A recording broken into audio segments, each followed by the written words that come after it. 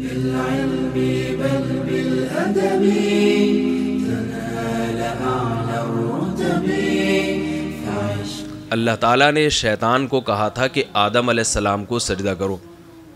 کہا تھا کہ نہیں کہا تھا؟ شیطان کو چاہیے تھا اچھے بچوں کی طرح سجدہ کر لیتا، جیسے اللہ نے کہا ہے کر لے بھائی. لیکن شیطان کے نفس نے پہلے ورغلایا. نفس کی ایک فطرت ہے کہ وہ اپنے سے کمتر کی طرف جھکتا نہیں ہے، اس کو اپنی بے عزتی محسوس ہوتی ہے. گناہ کی رغبت شیطان کے دل میں ڈالی اس کے نفس نے.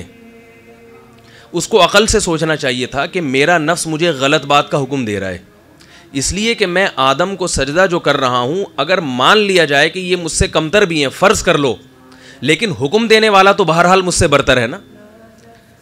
آرڈر کو نہیں دیکھا جاتا، آرڈر دینے والے کو دیکھا جاتا ہے. اگر اللہ کے علاوہ کوئی اور حکم دیتا ہے شیطان کو، تو پھر شیطان کے دلائل کسی حد تک ممکن ہے صحیح ہو سکتے تھے، اس پہ بات ہو سکتی تھی. میں اس کی ایک مثال دیتا ہوں آپ کو. ایک دفعہ ہم کسی عالم کی مجلس میں بیٹھے ہوئے تھے، کسی بزرگ کا فون آیا، انہوں نے ان کے ذمے کوئی کام لگایا. کام عجیب ایسا تھا جو ان عالم پہ سوٹ نہیں کرتا تھا، یعنی ان کی شان کے خلاف تھا. وہ کرنے لگے. ہم نے کہا حضرت یہ آپ پہ سوٹ نہیں کرتا یہ. تو انہوں نے کہا اصل میں مجھے بھی پتہ ہے کہ یہ اتنا مناسب کام نہیں، لیکن حکم جس نے دیا وہ میرے پیر و مرشد ہیں، میرے بڑے ہیں اور میرے محسن ہیں. اب دیکھو حکم دینے والے کی نوعیت بدل گئی.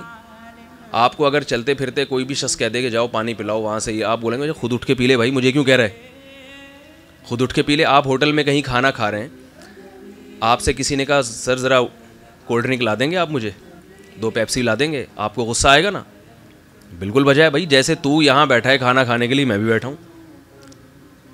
لیکن اس جو گاہک جو وہاں پر بیرا جو وہاں گھوم رہا ہے سروس کے لیے، اس کو اگر آرڈر کریں گے اسے غصہ نہیں آئے گا. تو آرڈر کو دیکھا جاتا ہے، آرڈر کرنے والا کون ہے؟ شیطان کو اللہ تعالی نے حکم دیا کہ آدم علیہ السلام کو سجدہ کرو. شیطان کا نفس اس کے لیے تیار نہیں ہو، اور یہ فطرت ہے کہ نفس تیار نہیں ہوتا کہ جس کو آپ اپنے سے کمتر سمجھتے ہیں اس کے سامنے جھک جائیں. لیکن شیطان کو یہاں عقل کا استعمال کرنا چاہیے تھا کہ بھئی حکم دینے والا کون ہے؟ اللہ ہے. اب یہاں سجدہ نہ کرنا خدا کی توہین کے مترادف ہے، اللہ کی توہین. اپنی توہین تو برداشت نہیں ہو رہی، اللہ کے حکم کو اس کے سامنے توڑ کر احکم الحاکمین کی توہین برداشت کر رہے تو اب کیا ہے کہ شیطان نے دلائل قائم کرنا شروع کر دیے. خلقتنی من نار وخلقتہ من طین. اے اللہ تو نے مجھے آگ سے بنایا اور تو نے اسے مٹی سے بنایا، تو مجھے اگر تو نے اس کو سجدہ کروانا تھا تو آگ سے بنانے کی کیا ضرورت تھی؟ مجھے بھی مٹی سے بنا دیتا. اب یہ دلائل دینا شروع کر دیے شیطان نے. لہذا شیطان کی آج تک عادت اور قیامت تک عادت کیا رہے گی؟ وہ جب بھی آپ آپ کے دل میں آپ کا نفس آپ کو گناہ کے لیے ورغلائے گا. نفس کا تو کام ہے، ان النفس لامارۃ بالسوء.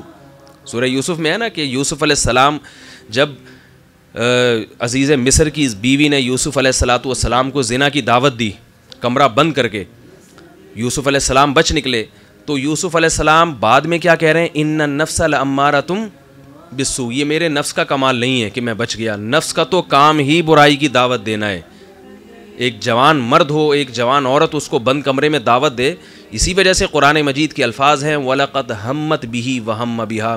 جیسے عزیز مصر کی زوجہ کے دل میں برائی کا خیال آیا تو طبیعت حضرت یوسف علیہ السلام کی بھی مائل ہوئی. تو طبیعت کا میلان یہ نیچر ہے، یہ فطرت ہے، یہ غلط نہیں ہے. لیکن اس میلان کو کچل دینا، اس کے تقاضوں پہ عمل نہ کرنا اللہ کے خوف سے، اور شیطان کی نہ سننا، عقل کی سننا ایسے موقع پر، یہ تقوی ہے. تو حضرت یوسف علیہ السلام نے کیا فرمایا؟ ان وما ابرئ نفسی ان النفس لامارۃ بالسوء الا ما رحم ربی. میں اپنے نفس کو بری نہیں کرتا کہ میرا نفس بہت اچھا ہو گیا، مجھے گناہ کی دعوت ہی نہیں دیتا. نفس کا تو کام ہی لوگوں کو برائی کی طرف لے کے جانا ہے. نفس کا تو کام، نماز کے وقت نفس کہے گا نہیں پڑھو، آرام سے بستر پہ لیٹے رہو، کیا ضرورت ہے اٹھ کے وضو کرنے کی بھی. نفس کا تو کام ہے، اور رمضان میں کیا ضرورت ہے صبح سحری کے لیے اٹھنے کی، سوتے رہو آرام سے. تو نفس تو ہر الٹی چیز کی دعوت دیتا ہے انسان کو. اب ہوتا کیا ہے کہ انسان عقل استعمال کر کے اس نفس کی خواہشات کو روکتا ہے، لگام دیتا ہے.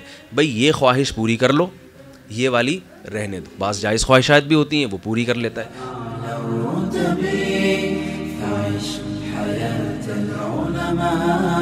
وقرأ صنوف الكتب ودم على